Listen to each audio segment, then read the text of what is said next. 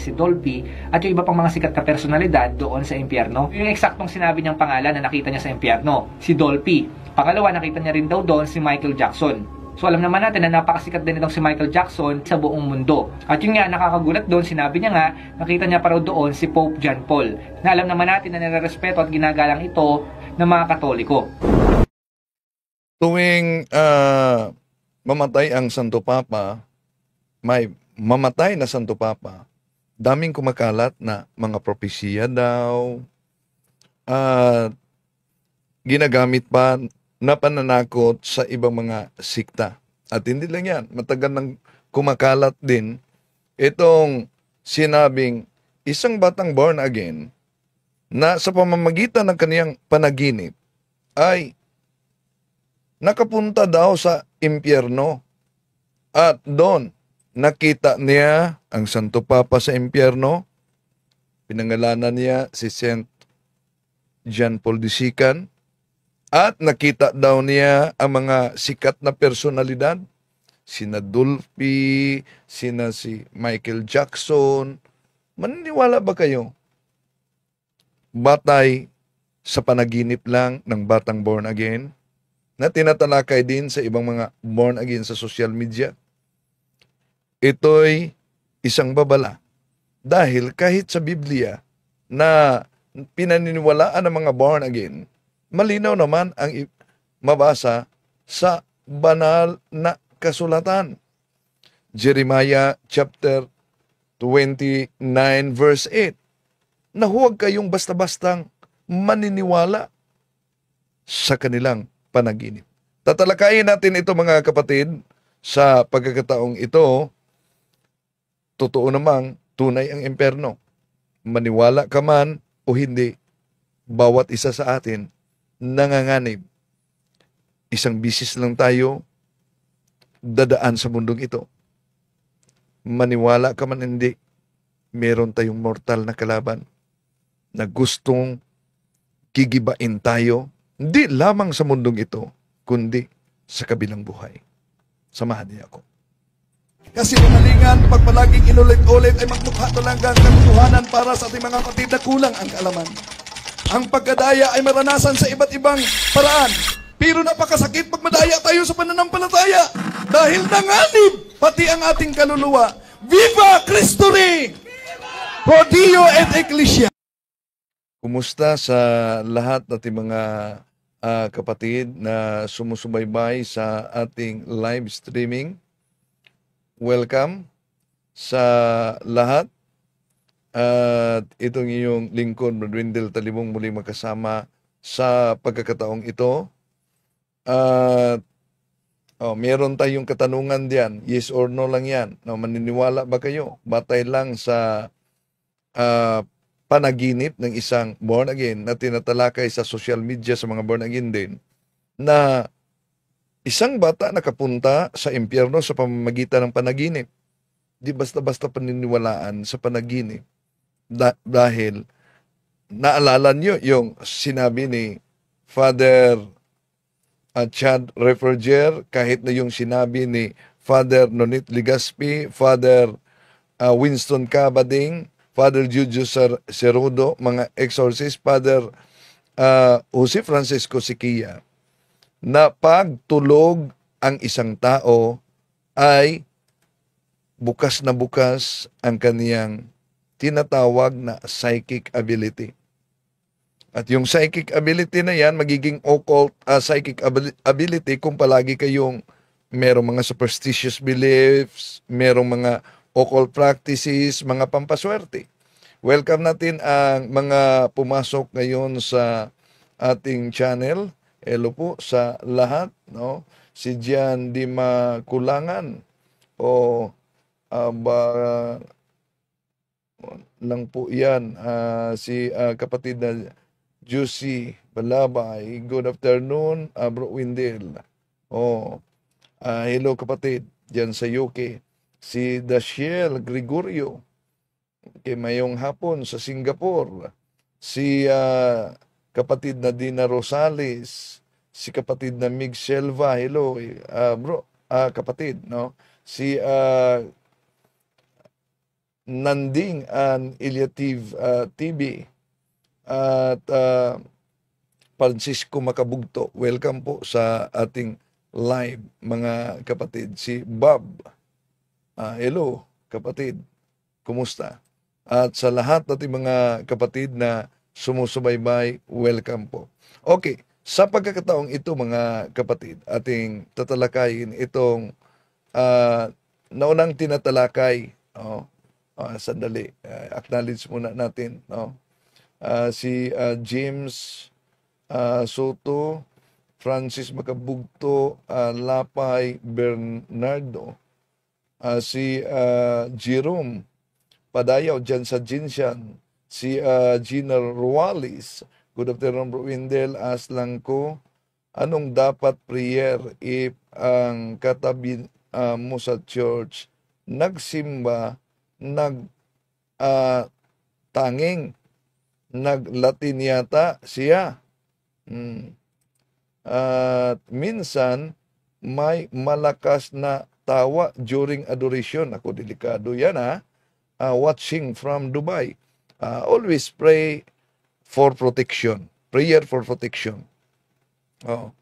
Dahil kung sabi ni kapatid na Jose, how old? Mga 9 years old siguro ang bata. 9 to 10. Okay. Isang batang babae.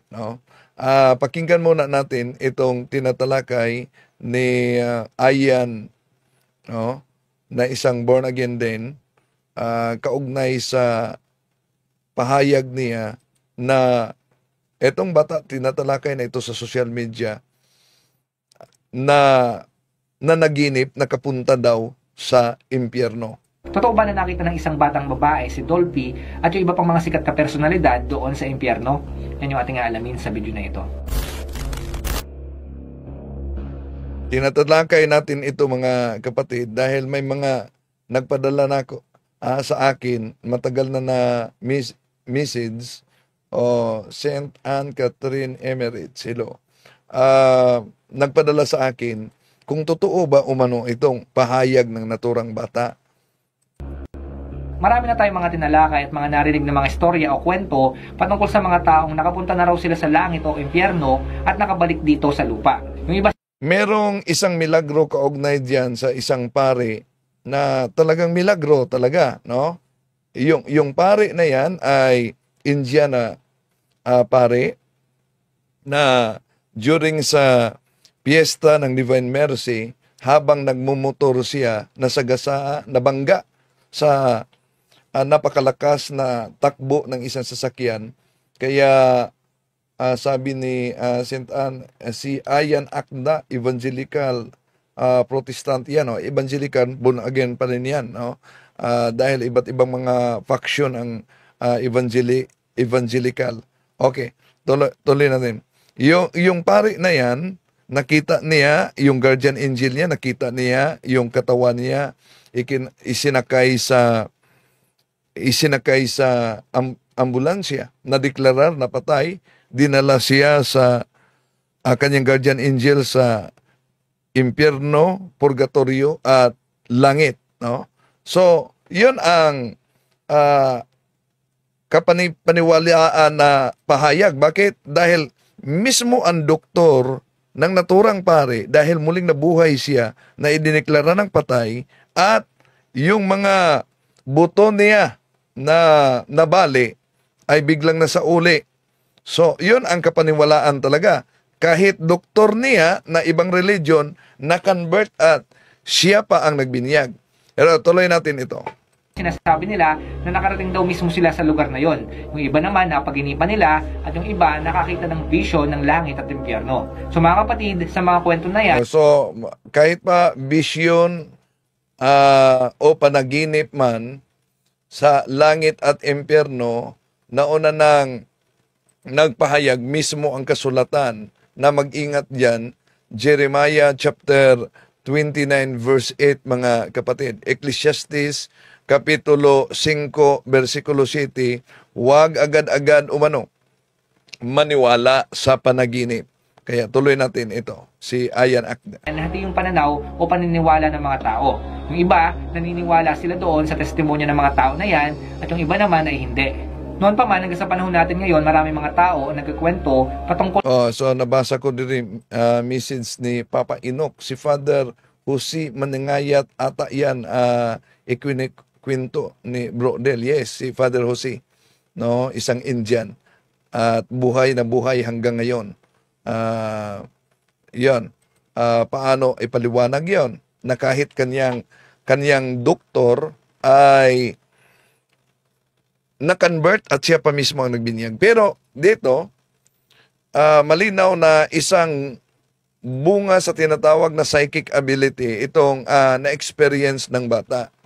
Di pwedeng kontrahin ang katotohanan una na si Pope John Paul II ay iniklara ng simbahan na siya ay santo talaga, bayani ng ating pananampalataya. San Mateo Kapitulo 16, 18, San Mateo 18, at alam naman natin na sa ang pahayag opisyal, di ba, naniniwala sila sa Biblia sa Efeso Kapitulo 3, versikulo 10, na sa pamamagitan ng iglesia, makilala natin makilala sa mga pinuno ang kapangyarihan sa sangkalangitan, ang walang hanggang karunungan ng Diyos na nahayag sa iba't ibang paraan. Saan makilala?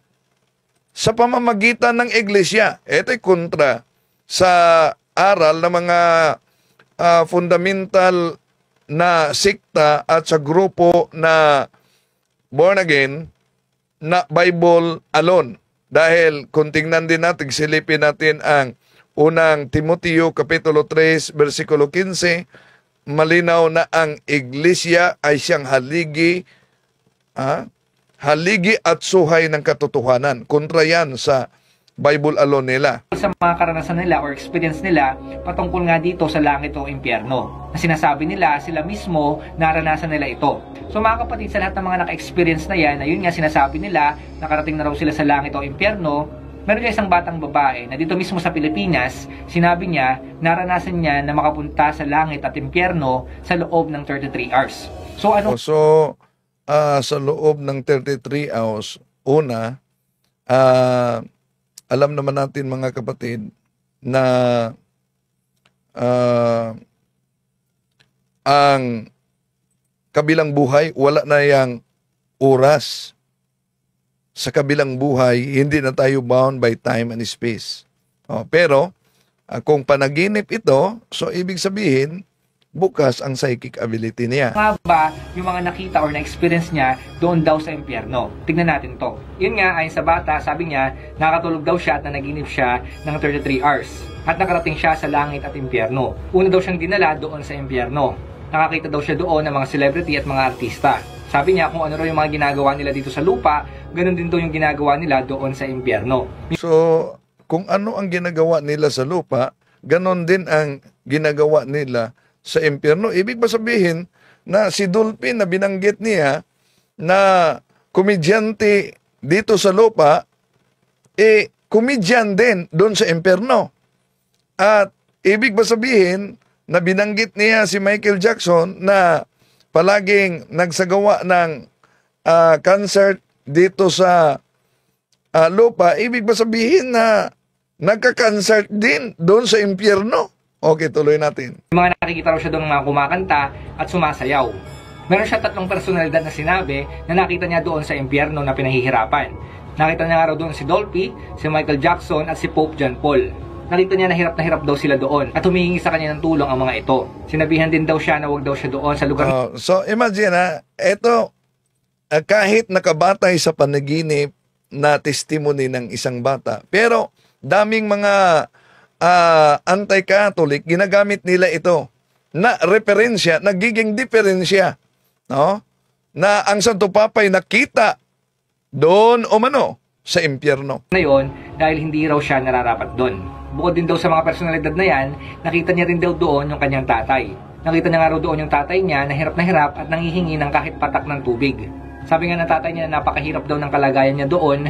Kaya sabi niya sa anak niya, maglingkod daw yung mga tao para hindi raw makarating doon sa impyerno. Pinapaligiran din daw yung tatay niya ng 3 demonyo na parang merong ritual na ginagawa sa kanya. Nakita niya yung tatay niya na parang kalansay daw at So, ibig sabihin, itong batang ito na naginip ng ganyan, open talaga ang kanyang psychic ability. Psychic ability is the ability to communicate evil spirits in the preternatural world. Kaya sa exorcism at deliverance, hindi agad-agad paniniwalaan ang pahayag sa sino mang open ang psychic ability. Dahil pwedeng madaya tayo at gawing patibong yan ng demonyo. Tuloy natin. nag-aapoy na. Bukod dyan, nakita niya rin daw yung tatay niya na umiinom doon sa impyerno. Sabi rin ng bata, tinakot din siya ng mga demonyo at huwag daw siyang haharap sa kanila kasi kung hindi, makikita niya raw yung hinahanap niya. Kumbaga parang sasaktan daw siya. So yan mga kapatid yung nakita ng bata doon sa impyerno. Ngayon mga kapatid, ano nga ba yung masasabi natin dito? So isa-isay natin base sa na-experience niya at sa nakita niya. Ngayon mga kapatid, yung una, tingnan natin dito, yung sinasabi niya na 33 hours daw siyang nakapunta doon sa langit at impyerno. Sabi niya nga, yung una niyang napuntahan ay yung impyerno. Ngayon mga kapatid, kung babalikan natin, ayon sa sinabi niya, napanaginipan niya raw yung mga pangyayari na ito. So kakaiba siya sa ibang experience ng mga taong nakarating sa impyerno. Yung iba sinasabi nila, nung near-death experience, naranasan nila yung langit at impyerno. Yung muntik na silang mamatay at muling nabuhay. Yung iba naman, nakakita mismo sila ng vision ng langit at impyerno. Pero dito mga kapatid, ayon sa kanya, malinaw ayon sa kanyang kwento, na ito raw ay napaginipan niya. At yun nga, meron pang eksaktong oras. May nagtanong dito, si Mark Andrew, hindi ba nila kita sina Ili Soriano, Felix Manalo, Ellen G. White, kung saan napunta ang kaluluwa nila? No, tuloy natin. 33 hours na raw itong naranasan. So kung titingnan natin dito mga kapatid, kung sinasabi niya na naranasan niya yung langit at impyerno sa loob ng 33 hours, ibig sabihin natulog din siya ng ganong katagal. Kasi nga ang sabi niya, ito ay panaginip niya. So doon pa lang mga kapatid, makikita natin na medyo imposible siya kung talagang normal na tulog yon. Pwera na lamang kung siya ay nakoma o kaya may nangyari sa kanyang kakaiba. Kaya ganong katagal. So kung panaginip, ang dali naman managinip ng oras, pero hindi ibig sabihin na natulog ganon katagal din. Yung kanyang panaginip. Pero mga kapatid, kung mananaginip ka ng ganong katagal, hindi siya normal. Medyo malabo lang siya kung titignan natin na ganong katagal yung kanyang panaginip. At yun nga, sa loob ng 33 hours, yun lamang yung kanyang nakwento. So ibig sabihin mga kapatid, kung titignan natin, medyo malabo yung may nag-message dito si Erson Casas, si Ayan Akda ito, tinanong ko siya, pero from now, wala siyang sagot. So, ang mga fundamentals, yon, ayaw yan makipagtalakayan kasi. Kanyang kwento patungkol dito sa impyerno na tumagal siya ng ganong katagal. At yun nga, sinasabi niya na yun ay isang panaginip daw. Alam naman natin na may mga pagkakataon na may ibig sabihin yung mga panaginip. Pero mga kapatid, tandaan natin, ang panaginip, yan ay panaginip lamang. So, ibig sabihin, hindi sa lahat ng pagkakataon, ang panaginip ay totoo. Kaya mga kapatid, dito sa panaginip ng bata na ito, hindi natin masasabi na 100% yan ay totoo. Kasi nga, yan ay panaginip lamang. So, wag tayo basta-basta maniniwala sa sinasabi. Yan, naman, ang sinabi ni Ayan Akda, wag agad. Pero born again ang batang ito. Sabi ng mga tao base sa kanilang mga panaginip.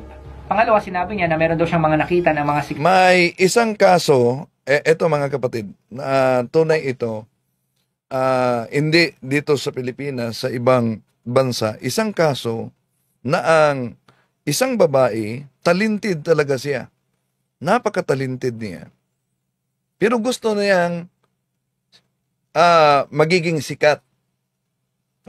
Gusto niya. Ang ina niya ay isang Pilipina. Siguro narinig niyo ito sa isang exorcist na Amerikano. At nanaginip itong naturang dalaga na nakipagsundo ang demonyo sa kanya. Sige, dahil talented ka at gusto ka na magiging sikat, lagdaan mo itong dokumento. Sa panaginip yan lagdaan mo itong dokumento. Pirmahan mo ito sa pamamagitan ng dugo mo na magiging sikat ka, pero kaluluwa mo ay akin na. Sa panaginip yan, Yun, nilagdaan niya sa pamamagitan ng dugo ng kanyang daliri. At nang nalagdaanan niya, yun, naging abo ang papel daw ayon sa kwento ng exorcist. Di ko na pakita ngayon. Ayon sa kwento ng isang exorcist. So, ilang linggo, napadalan siya ng kontrata sa sikat na kumpanya para magtugtog. Dahil talented siya. Doon na nagsimula ang kanyang kasikatan. Pero grabe talaga, ito'y tunay na kwento grabe talaga ang demonyo mga kapatid na magbigay ng ganito na taktika. Oh.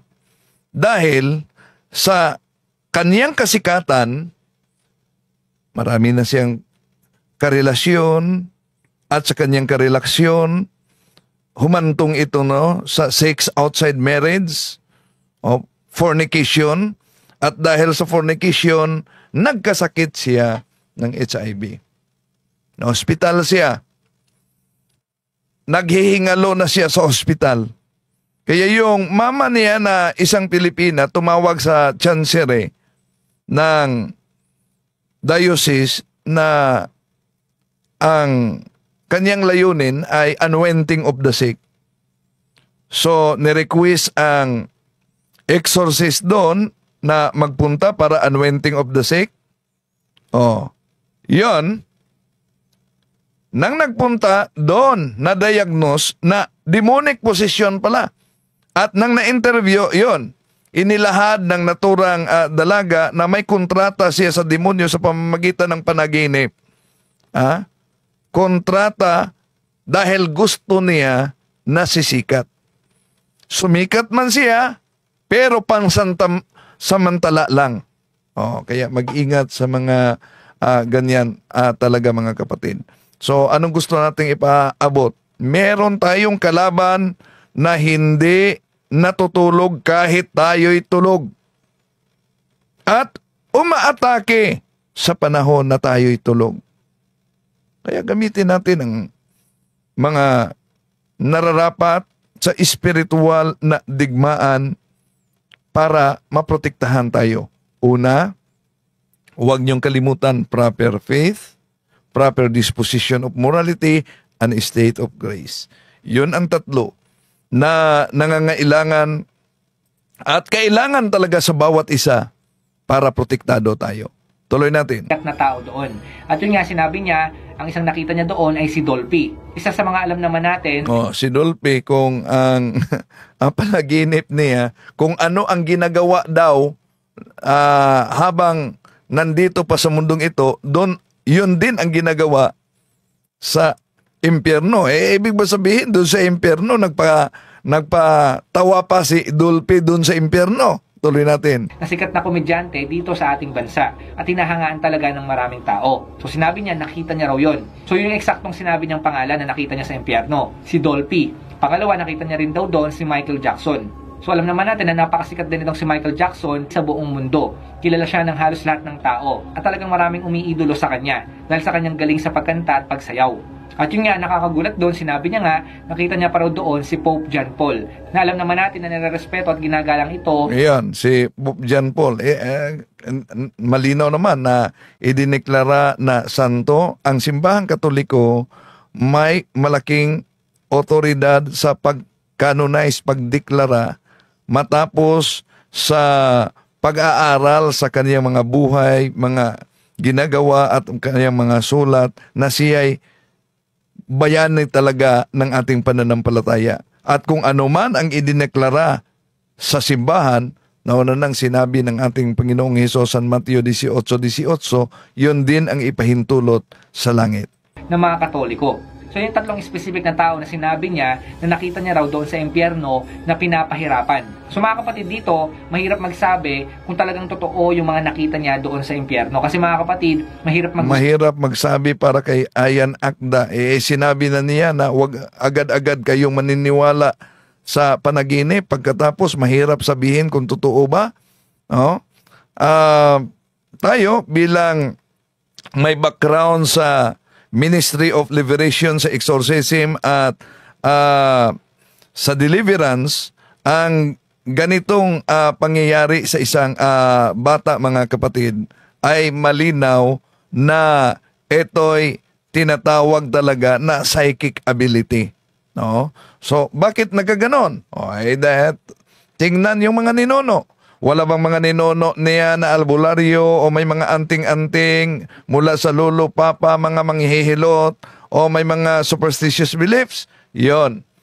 Dahil pag meron, siguradong-sigurado talaga na yung mga anak at mga apo ay magiging open ang psychic ability at yun ay tinatawag na occult psychic ability. At yung occult psychic ability ay 3 level yan. Unang level, palatandaan na open ang psychic ability mo. Unang level, yung mapansin mo na parang shadow na dumadaan. Kung meron ka na mapansin na ganyan, na parang anino dumadaan, nakita mo, dumadaan lang. O kaya'y tumatawag sa iyong pangalan na wala namang tao. Yun ang sinasabing the first level of psychic ability. Ang pangalawa, kung makita mo talaga, yung iba, halimbawa, nung nagpunta ko sa isang parokya sa Diocese of Talibon, may nagsabi na pag-iisa ng pare o mano, ang consecrated host, makita niya na dumudugo talaga ang may Panginoong Hesus-Kristong dumudugo. Oh, ano ba o mano? Sabi niya, ang tagal ko nang gustong masagot itong mga katanungan, wala pang nakapagbigay sagot. Pag-iisa sa pare, yung consecrated host, makita ko talaga ang Panginoong Hesus-Kristo na dumudugo. Ano ba yun? Brother, sabi niya. Kaya sabi ko, pag-iisa sa pare, ang consecrated host at makita mo ang Panginoong Hesus-Kristo na dumudugo, ibig sabihin, open ang psychic ability mo, yung nakita mo na dumudugo, hindi yan ang Panginoon, kundi ang demonyo. Bakit? Dahil may tinatawag na discernment of mystical phenomenon. May guidelines yan. Sa discernment of mystical phenomenon, ay yung itinaas ng pare na consecrated host, tunay na yon na katawan at dugo ng ating Panginoon Jesucristo na hindi makita sa ating mga mata, ngunit makita sa mata ng ating pananampalataya. Kaya sabi ni St. Augustine, crede aut intelligas, believe in order to understand. Yon. Pero, ayon sa discernment of mystical phenomenon, ang Diyos, ang Panginoon, ay hindi pwedeng makipagkumpetensya sa kanyang sarili. Anong po yung ibig sabihin? Halimbawa, di ba, nakarinig kayo ng dancing sun? Kung yung dancing sun nangyari, mga kapatid, habang nagdiriwang ng misa, malaking posibilidad kung ang batayan natin, yung discernment of mystical phenomenon ay demonic manifestation. Bakit? Nakipagkompetensya siya sa napakabanal na selebrasyon natin, yun ang misa. Ganon din. Nang itaas ng pare ang consecrated host, baka maraming mga naka-experience na ganito na makita nila ang Panginoon Jesucristo na dumudugo. Hindi yan Panginoon, kundi demonyo na nakipagkompetensya sa consecrated host. Kaya tinanong ko siya, may pagkakataon ba na mahirapan ka sa paghinga? Oo, palagi. May pagkakataon bang mabigat yung likuran mo? Palagi. May pagkakataon ba na makagising ka ng alas 12, alauna, alas 2, alas 3, mahirapan ka na sa pagtulog? Palagi daw. So, yun ay manifestation, open ang psychic ability mo. Kaya sabi ko, wala ka bang ninuno na albularyo? Sabi niya, mama ko, albularyo at ako ang binigyan niya bago siya namatay. ibinigay niya sa akin yung kapangyarihan sa panggamot. Ngayon, yun ang manifestation sa psychic ability. Okay, tuloy natin mga kapatid. Talaga kung sino ba talaga yung mga taong naandoon. At yun nga kung totoo talaga yung sinasabi ng bata na ito. Kasi mga kapatid, kung titingnan natin, meron din siyang halos kamukhang kwento. Kung naaalala nyo si Angelica Zambrano, yun nga nakarating din daw siya doon sa impyerno at marami siyang mga nakita doon. Isa na nga rin daw doon. Ayan. Ibig sabihin, yung si Angelica Zambrano din, open ang kanyang psychic ability. Ay si Michael Jackson. Nakita niya rin daw si Michael Jackson doon na sumasayaw at kumakanta. So ganun din yung nakita ng bata. Imagine, sabi niya, kung ano rin ginagawa ng sa impyerno na sinabi sa Marcos Kapitulo 9:48 na ang apoy ay di mamamatay, pati na ang uod di mamamatay, at magdusa doon in all eternity. Pagkatapos, si Michael Jackson nag-concert sa impyerno. Ibig ba sabihin may kasayahan pa sa impyerno? So isip-isip naman pag may time. Mga tao dito sa lupa, nung sila ay nabubuhay pa, ganun din daw ginagawa ng mga taong napunta sa impyerno nung sila ay nandun na. Na maaaring nakuha niya lang din yung kwento na ito sa kwento ng ibang mga tao na yun nga nakarating daw sa impyerno. So mga kapatid, hindi natin pwedeng pagbasihan yung sinabi ng bata na ito. Na yun nga nakita niya doon yung mga sikat na personalidad. Kasi mga kapatid, hindi tayo pwedeng basta-basta maghusga. Ngayon mga kapatid, hindi natin pwedeng sabihin na totoo yung sinasabi niya. So di basta-basta maghusga, depende. No, kung nagturo ng kamalian, malinaw naman kahit si San Pablo, sabi niya diyan sa Roma, kung may nagtuturo ng kamalian, ipahinto mo siya sa kanyang turo. Ikalawang Juan, Kapitulo 1, versikulo 10 hanggang 11, pag may pumunta sa inyong bahay at magtuturo ng mali, huwag ninyong tanggapin. See? Okay, tuloy natin. Na nakita niya yung tatlong personalidad na ito. So walang nakakaalam po nun mga kapatid. Pangatlo, bukod doon sa mga sikat na personalidad na nakita niya sa impyerno na pinapahirapan, nakita niya rin daw doon sa impyerno yung kanyang tatay. Ang sabi niya, nanghihingi daw ng tulong sa kanya yung tatay niya nung nandun sa impyerno at hirap na hirap daw siya doon sa pinagdadaanan niya. Kasi nga nakita niya na nanghihingi daw siya na kahit patak daw ng tubig doon sa kanyang anak. Ngayon mga kapatid, kung titingnan natin, medyo familiar yung ganung pangyayari na merong humihingi na kahit konting patak ng tubig doon sa impyerno. At yun mga kapatid ay mababasa natin mismo sa Bible. Alam naman natin na itong mayaman na napunta doon sa Hades o sa impyerno, Well, una, yung impyerno o Hades na term na yan sa Lucas Kapitulo 16, di talaga yon ang tinatawag na impyerno na doon itatapon ang mga demonyo. Bakit? Dahil total isolation na yon. Anong ibig sabihin? Wala ng communication. Pero napansin nyo ba sa pahayag ng ating Panginoon Jesucristo, yung mayaman, si Abraham at si Lazaro, meron pa silang communication. Di ba? So, maituring ba ninyong impyerno ito? Samantalang sa pahayag ng ating Panginoon Jesucristo, nag-exist pa ang communication, nakita pa niya si Abraham, nakita niya si Lazaro. So may communication. May communication. Kaya yon ang tinatawag sa atin na purgatory. May communication pa. siya ng kahit konting patak ng tubig dahil nga sa sobrang init na nararanasan niya doon sa impyerno. Basahin natin yung Luke chapter 16 verse 24. Kaya't sumigaw siya, Amang Abraham, maawa po kayo sa akin. Utusan po ninyo si Lazaro na isawsaw sa tubig ang dulo ng kanyang daliri at basain ang aking dila dahil ako'y naghihirap sa apoy na ito. Ngayon, kung hindi talaga totoo yung kwento ng bata na ito, maaaring nakuha niya yung idea na ito dito nga sa Bible. Na yung tatay niya nga raw humihingi ng kahit konting tubig doon sa impyerno. Nakapareho ng binasa natin dito. Yung paghingi ng tubig ng mayamang tao na ito doon sa impyerno. Ngayon mga kapatid, pang-apat, sinabi niya na meron daw siyang nakita ng mga demonyo at natakot daw siya dito kasi nga pinagbantaan siya na kapag tumingin daw siya o kaya man lumingon, makikita niya raw yung kanyang hinahanap. So ibig sabihin parang sasaktan daw siya. At yun nga, hindi na niya tinuloy, sinabi niya, nakita niya na yung tatay niya raw, kalansay na raw siya at nag-aapoy. Pero ang nakakapagtaka dito, ang sabi niya, nakita niya raw doon yung tatay niya na umiinom. Hindi ko alam kung ano yung iniinom niya, basta ang sabi niya lang, umiinom daw siya, maaaring ito yung alak o kaya man tubig. Pero see? ba't manghihingi pa sa kanya ng tubig kung nakita niyang umiinom ng alak? May alak pala sa impyerno. Oh, alak o kaya'y tubig. Ha? So, anong oreng tubig? Mainit na tubig yon. Titignan natin bakit ganun. Ang sabi niya, nanghihingi daw ng tubig yung tatay niya. Pero bakit sinabi niya naman na nakita niya rin daw yung tatay niya na umiinom? Yan.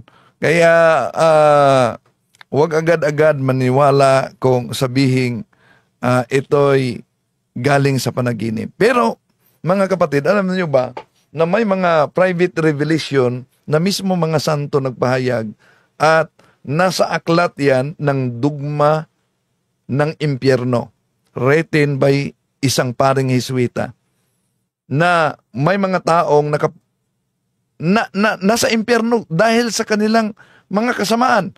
Ito, tinagalog ito mga kapatid. Ito. Totoong may impyerno at naandun ako. Ito ang nakapangingilabot na mga salita ng aparisyon ni General Vostok bago siya tuluyang naglaho. Sa aklat ito na dugma ng impyerno, nabasa ko din ito dahil yung magkaibigang sundalo kasi nagkwentuhan sila habang buhay pa kung sakali at di sila naniwala ng Diyos, di sila naniwala ng langit at impyerno, pero sabi nila sa kwentuhan nila, kung sakali na real ang impyerno at nasa impyerno ka, babalik ka ha, at yung sa pagbalik mo, sabihin mo talaga na tunay ang impyerno. Kaya ito ang kwento na nakasulat sa dugma of impyerno. Totoong may impyerno at naandun ako. Ito ang nakapangingilabot na mga salita ng aparisyon ni General Vostok bago siya tuluyang naglaho. Ang konsepto ng impyerno ay ang pinaka-nakakatakot na katotohanan sa ating pananampalataya. Mayroong impyerno. Yan, yun talaga ang nakasulat sa naturang aklat, pero English yun. No? Ang konsepto ng impyerno ay talagang nakakatakot sa ating pananampalataya. Pero sinalin ito ng Tagalog. Okay, tuloy natin. Maniwala man ang sino man o hindi. Kasing tiyak nito ang pagkakaroon ng isang Diyos na lumikha sa atin at sa lahat ng bagay. Ang katotohanan ng impyerno ay lubhang mahalaga para sa ating lahat, kung kaya't 15 beses na binigyang diin ito ni Jesus sa Ebanghelyo. Ang mga sumusunod na pangyayari ay nagbibigay patunay sa bagay na dapat katakutan ng bawat taong nabubuhay ngayon sa mundo. Ang mga kwentong ito ay hango sa panulat ni Saint Louis Gaston de Segur. Yan, ito ay galing talaga sa sulat ng isang santo. Sa kanyang malalim na pagsisiyasat tungkol sa impyerno.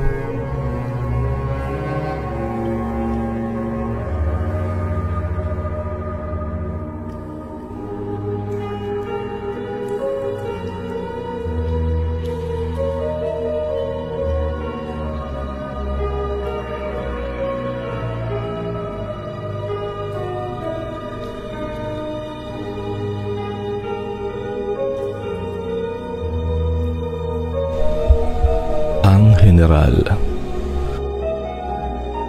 Ang kwentong ito ay nangyari sa Russia, sa Moscow, bago ang nakakakilabot na giyerang sinimulan ni Napoleon noong 1812. Ang aking lolo, si Count Rostopchin, na noon ay isang military governor ng Moscow, ay matalik na kaibigan ng isang aristokrato na si Count Orlov, na kilala sa kanyang tapang ngunit hindi sa kanyang pagiging makadiyos. Isang gabi, pagkatapos ng hapunan, Si Count Orlov at ang isa niyang kaibigan na itago natin sa pangalang General Vostok ay nag-uusap at naglolokohan. Napag-usapan nila ang tungkol sa relihiyon. Ito ay kanilang pinagtatawanan at kinukutya. Ito daw ay isang malaking kalokohan at hindi sila naniniwala dito, lalong-lalo na sa konsepto ng impyerno. Sa gitna ng kanilang masayang pag-uusap, napagkasunduan nila na kung mayroon ngang kabilang buhay, kung sino man ang unang mamamatay sa kanilang dalawa ay kailangang magbalik upang magkwento tungkol dito. Okay, ito'y nasa aklat at ng Dogma of Hell, and then tinagalog sa channel na Tanglaw, no? So Tanglaw, doon ko hiniram itong videong ito. Pwede kayong mag-subscribe sa naturang channel. Nangako sila sa isa't isa na hindi sisirain ang kasunduang ito. Pagkaraan ng ilang linggo sa pagsiklab ng gera ng Russia laban kay Napoleon ng France, nakatanggap si General Vostok ng utos para sa isang mahalagang misyon. Agad siyang umalis ng Moscow upang makipaglaban sa hukbong militar ni Napoleon. Isang madaling araw sa tirahan ng aking lolo, pagkalipas ng 2 o 3 linggo, humahangos na pumasok si Count Orlov sa kwarto ng aking lolo, na takot at lubhang nababahala. Biglang nagising ang aking lolo at gulat na nagtanong, "Orlov, anong ginagawa mo dito sa ganitong oras? Anong nangyari?" Si Count Orlov na putlang-putla ay nagsabi, "Sir, parang wala yata ako sa aking sarili. Kakikita ko lang kay General Vostok." Labis na naguguluhan, tinanong ng aking lolo, "Bumalik na ba agad si General Vostok?" Si Orlov na napaupo sa isang sofa ay nagsabi, Hindi pa siya bumabalik at iyon ang aking kinakatakot." Naguluhan ang aking lolo at hiningan ng paliwanag ang kaibigan. Doon na nag-umpisang magkwento si Orlov.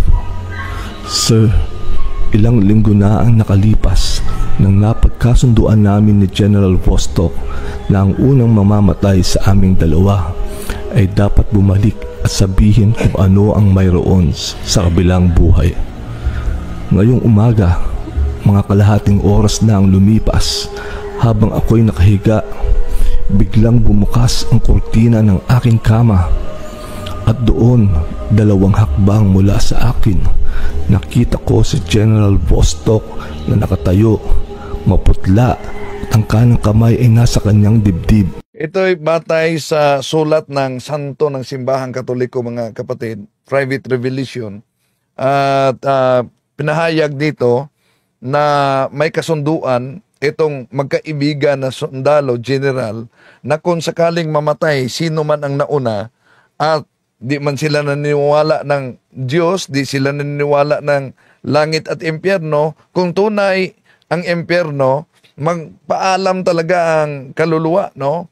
Magpakita at ipaalam kung nasa impyerno siya. Yon, ito ang bahagi.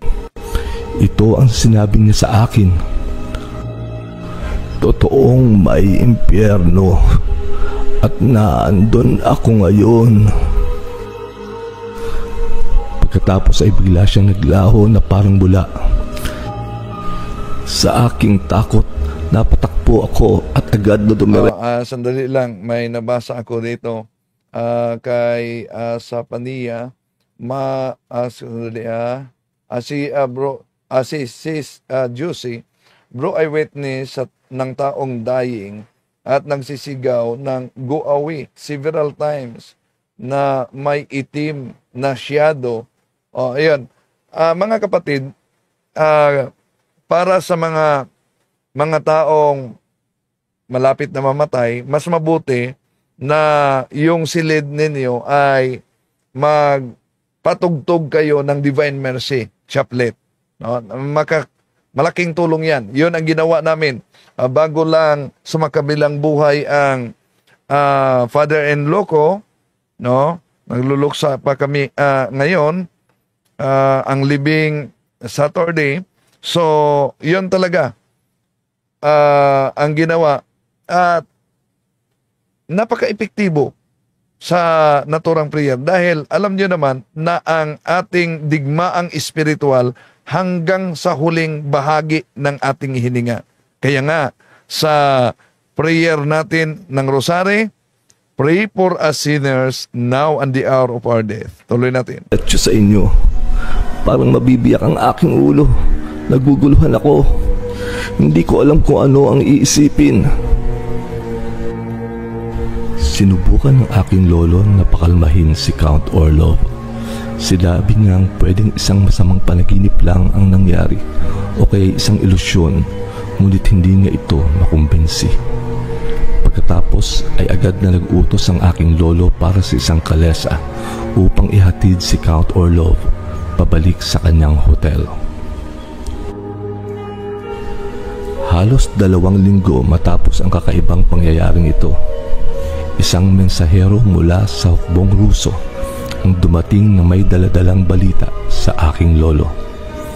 Ayon sa mensahero, patay na raw si General Vostok. Namatay siya habang sinusuri ang posisyon ng kaaway kung saan siya nabaril sa dibdib. Laking gulat ng aking lolo nang malamang nangyari ang pagkamatay noong umagang nakita ni Count Orlov ang kanyang kaibigan sa paanan ng kanyang kama. Totoong may impyerno at naandun ako. Ito ang nakapangingilabot na mga salita ng isang kaluluwa mula sa kabilang buhay. At may isinagawang exorcism si Father Darwin, mga kapatid. Solemn exorcism. Alam niyo ba anong sabi ng mga demonyo na pumasok sa katawan ng tao? Lahat ng mga kinasal sa sibil, amin yan. Amin ang kanilang kaluluwa. Lahat ng mga live-in, amin yan. Mga kapatid, ang daming mga kasal ng civil ngayon. Nangungumunyon. Dami ding mga live-in. No? So, nakakagulat talaga na revelasyon ng fallen angels sa katawan ng demonyak. Ang binata. Ang susunod na kwento ay nangyari naman noong 1859 at inilahad sa akin ng isang respetadong pari na siyang leader ng isang mahalagang samahan ng mga relihiyoso. Ayon sa pari, ang babaeng nasa sentro ng buong pangyayari ay kasalukuyan pang nabubuhay sa panahong ito sa edad na 40 taong gulang. Ito ay nangyari sa London sa panahon ng taglamig. Ayon sa pari, ang babaeng sangkot ay isang mayamang balo at noon ay nasa gulang na 29 na taon. Maraming tagahanga at manliligaw ang madalas dumalaw sa kanyang bahay. Kabilang dito ay isang binatang aristokrato na kilala sa buong syudad sa pagiging playboy at sa pagkakaroon ng masamang ugali. Nagkarelasyon ang babae sa binata na naglagay sa kanyang reputasyon sa alanganin. Isang gabi, malapit sa hating gabi, ang babae ay nakahiga sa kanyang kama at nagbabasa ng libro upang makatulog. Pagtama ng oras sa eksaktong 1:00, hinipan na niya ang kandila upang tuluyang matulog. Bigla na lang siyang napaupo sa isang malakas na ingay. Nagulat siya at natakot nang mapansin ang kakaibang liwanag na nagmumula sa pinto ng drawing room. Unti-unti itong lumalapit patungo sa kanyang kwarto. Di nagtagal at at biglang bumukas ang pinto. Matinding takot ang bumalot sa babae nang makita nitong pumasok sa kanyang kwarto ang dating naging kasintahan. Walang iba kundi ang binatang aristokrato na kilala sa kanyang masamang pag-uugali. Bago pa makapagsalita ang babae, hinawakan siya ng binata sa kanyang kaliwang braso at sinabing, "May impyerno!" Sa sobrang tindi ng sakit ng pagkakahawak, nawalan ng malay ang babae. Nang magising siya, kalahating oras na ang lumipas at wala na ang lalaki. Mabilis niyang tinawag ang kanyang mayordoma na sa pagpasok sa kwarto ay nakaamoy agad ng matinding usok. Laking gulat ng mayordoma nang makita ang malalim at nasusunog na sugat sa braso ng kanyang among babae. Labas ang buto at halos kinakain na ang laman. Ang sugat ay nasa hugis ng isang kamay. Maliban dito, makikitang ang sahig sa kwarto ay nasunog sa mga bakas ng yapak ng isang tao mula sa pinto ng drawing room patungo sa kama. Kinabukasan, napag-alaman ng babae na sa bandang 1:00 ng umaga noong araw na iyon, natagpuan ang nasabing binata na nakahalindusay sa ilalim ng isang mesa. Dinala siya ng kanyang mga tauhan sa kanyang silid kung saan siya namatay sa kanilang mga bisig. Ayon sa pari, hindi niya masabi kung ang nakakatakot na karanasan bang ito ay nagpabago sa babae.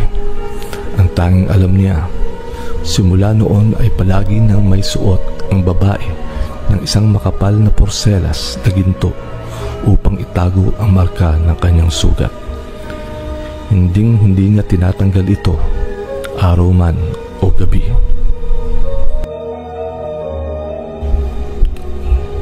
Ang prostitute. Ang lahat na ito, mga kapatid, nakasulat sa aklat na ang may akda ay isang paring Isweta sa Dugma ng Impyerno. Ang 1873, bago ang selebrasyon ng Assumption of the Blessed Virgin Mary, isang pangyayari sa Rome, Italy, ang gumimbal sa mga nakatira roon. Ito ay naganap sa isang bahay aliwan na binuksan malapit sa isang istasyon ng pulis. Noong panahong iyon, isang babaeng prostitute ang nagkasakit at kinailangang dalhin sa ospital. Sa kasamaang palad, dulot ng impeksyon sa dugo na maaaring galing sa kanyang hindi malinis na pamumuhay, ang babae ay namatay sa kalagitnaan ng gabi. Samantala, sa loob ng bahay aliwan ng eksaktong oras din na iyon, ang kanyang kaibigan na isa ring prostitute ay biglang nagsisigaw sa takot. Sa lakas ng kanyang sigaw ay nagising ang lahat ng mga babae roon at nagdulot ng malaking kaguluhan. Ayon sa kwento, ang napatay na babaeng prostitute ay nagpakita sa kanyang kaibigan.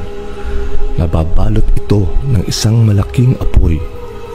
Nagsalita ito at sinabing, "Ako ay isinumpa.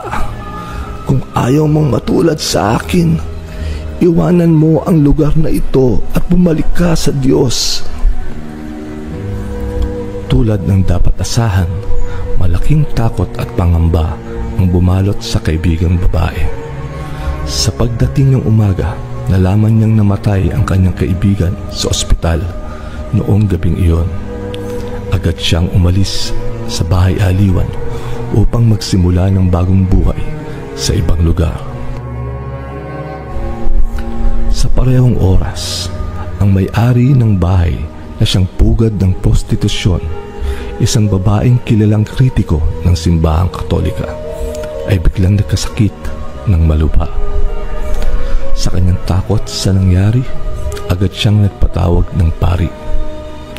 Dumating doon si Monsignor Ciroli, isang respetadong pari upang mabigay ng sakramento. Pinayuhan niya ang may sakit na babae na publikong bawiin ang kanyang mga paninira laban sa Santo Papa. Itigil ang kanyang maruming hanap buhay. Umamin sa kanyang mga Yan taga, kailangan ang reparation to the damage. Halimbawa, itong ibang mga sikta na miyembro ng mga kulto, miyembro ng siktang tatag lamang ng tao, grabe ang kanilang paninira. Di ba? O, kailangan talaga yung reparation. Kung sila'y magbalik sa simbahang Katoliko, tulad sa ginawa ni kapatid Jared, no? Dinipinsahan niya at yung mga dating INC at dating MCGI, binalik niya sa simbahang Katoliko. Yun ang tinatawag na reparation to the damage. Kasalanan at tumanggap ng banal na komunyon na may tunay na pagsisisi at kababaang loob. Nang maramdaman niyang nalalapit na ang kanyang kamatayan, umiiyak ang babae na nagmakaawa kay Monsignor Ciroli na manatili sa kanyang tabi. Sa kanyang kabutihang loob, tinawag ng pari ang pulisya upang isara ang bahay aliwan at nanatili siya sa tabi ng babae hanggang sa mamatay ito. Agad na kumalat ang mga detalye ng mga nakakakilabot na pangyayaring ito sa buong Roma. Pinagkabit-balikat lamang ng mga hindi relihiyoso at immoral na tao ang mga bagay na nangyari, samantalang isinapuso ng mga mabubuting tao ang mga pangyayari at nangakong maging mas mabuti at tapat sa kanilang mga tungkulin sa Panginoong Diyos. Courtesy sa Tanglaw Channel, at ang narasyon na yan, nakasulat talaga yan sa aklat na Dogma of Hell, na ang may akda ay isang paring Heswita. Tunay na may impyerno. Tunay na may araw, tunay na may Diyos. At nasa ating mga kamay, kung tayo'y patung doon. May pagkakataon pa. Lalo na sa ating mga kapatid na humihiwalay sa tunay na iglesia. 2 Corinto Kapitulo 11, versikulo 12 hanggang 15. 2 Pedro Kapitulo 2, versikulo 3. Unang Juan Kapitulo 2, 18-19, tinatawag na mga antikristo. Ang humihiwalay sa tunay na iglesia. Pero may kaligtasan ba sa labas ng iglesia, sa iglesia na tatag ng ating Panginoon Jesucristo, ang Iglesia Katolika? May kaligtasan through no fault of their own, ayon sa Lumen Gentium number 16, mga kapatid. Pero hindi hanggang dyan. Dahil sa Juan Kapitulo 10, versikulo 16, kinikilala man ng ating Panginoon Jesucristo na meron siya mga tupa labas sa kanyang kawan. At ang kawan, Gawa Kapitulo 20-28, ay ang iglesia na binili sa kanyang banal na dugo. May kinikilala ang ating Panginoon Jesucristo ng mga tupa sa labas ng kanyang kawan. Pero hindi hanggang dyan. Kailang dalhin sila.